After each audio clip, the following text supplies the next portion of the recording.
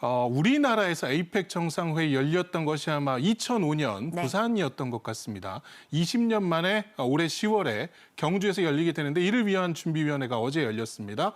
정부 국무위원들뿐만 아니라 경제인들까지 그야말로 민관이 함께 이 방안을 모색하는 자리였어요. 네, 이 10월 말에 경주에서 열리게 되죠. 에이펙 정상회의. 말씀하신 대로 좀 정리를 잘 해주셨는데 그 지난 2월에 그 1차 고위 회의가 있었어요. 그래서 AI 협력과 어떤 저출산 고령화 이런 인구 구조 변화 대응이라는 걸 핵심 의제로 그때 삼았습니다.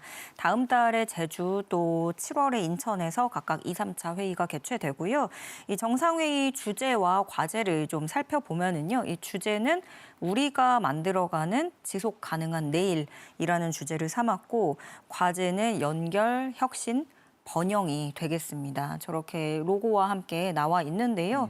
이 한덕수 권한대행은 제6차 에이펙 정상회의 준비위원회 회의를 열고 고위급 대화 준비 현황, 인프라 조성 현황, 행사 준비 현황 등을 점검했습니다.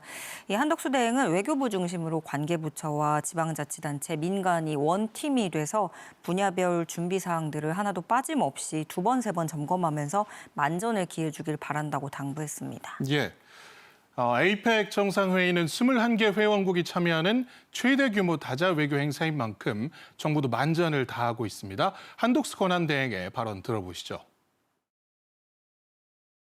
최근 글로벌 경제의 불확실성이 더욱 심화됨에 따라 에이펙 정상회의에 대한 국제사회의 관심은 더욱 높아질 것으로 예상됩니다.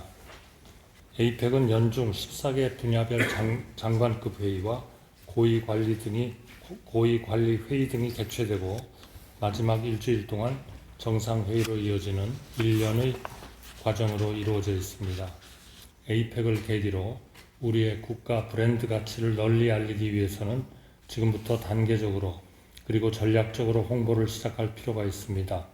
외교부를 중심으로 관계부처와 지방자치단체 그리고 민간이 원팀이 되어 분야별 준비 사항들을 2번, 3번 점검하면서 한치의 오차도 없도록 만전을 기해 주시기 바랍니다.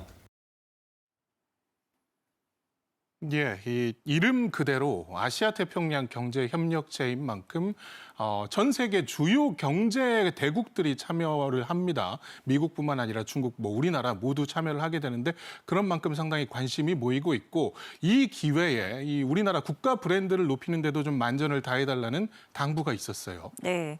말씀하신 대로 경제인들이 대거 참석하는 것이다 보니까 향후에 어떤 비즈니스 네트워크를 늘리고 또 어떤 계약이라든가 그런 계기가 될 수 있는 거잖아요. 작은 물꼬를 틀 수 있는 아주 중요한 자리이기도 한데 지금 상황이 또 국제 질서에 혼란이 오면서 고위급이라든가 더 나아가서는 정상들의 어떤 교류와 전화 통화, 만남 이런 것들이 굉장히 관심을 받는 그런 중요한 시기가 됐습니다.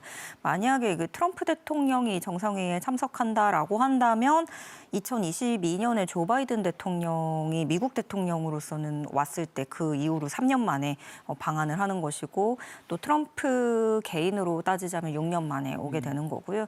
또 시진핑 중국 국가주석이 방한을 하게 된다면 무려 11년 만에 2014년에 마지막으로 왔었으니까요. 그렇게 되는 건데 이미 그 조태열 외교부 장관이 그 일본에서 외교장관 회의 열릴 때 중국을 향해서 어느 정도 좀 얘기를 했어요. 왕이 외교부장을 만났을 때 그 에이펙 정상회의 열릴 때 그 계기로 시진핑 주석이 방한을 해준다면 양국 관계에 새로운 전기가 마련될 수 있지 않겠느냐 이렇게 좀 오늘 띄웠고요.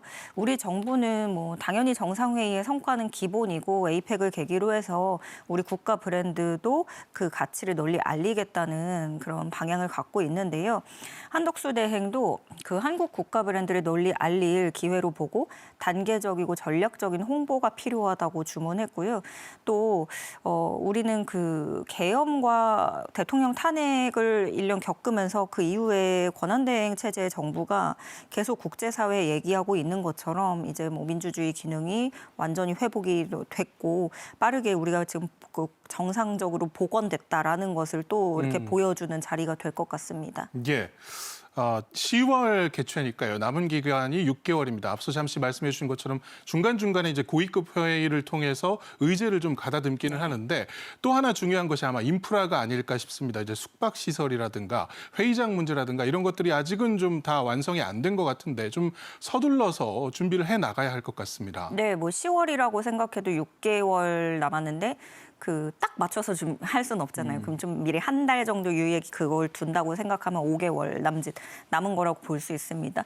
한덕수 대행도 그래서 이 제반 인프라 구축 등 필요한 물리적 소요 기간을 감안하면 이제는 구체적인 계획을 확정하고 신속하게 집행해야 될 때라고 적시를 했는데요.